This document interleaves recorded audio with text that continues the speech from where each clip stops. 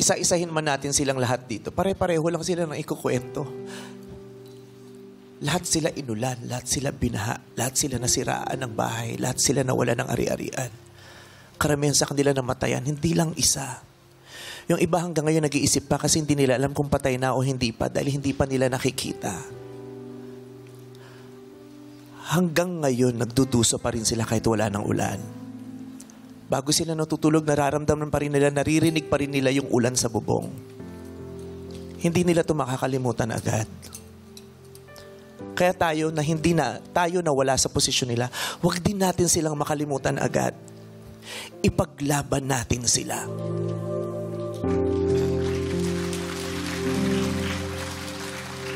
Nananawagan kami sa pamahalaan, bigyan nyo naman ng hustisya ang mga taong ito, utang na loob kung may konsensya pa kayo.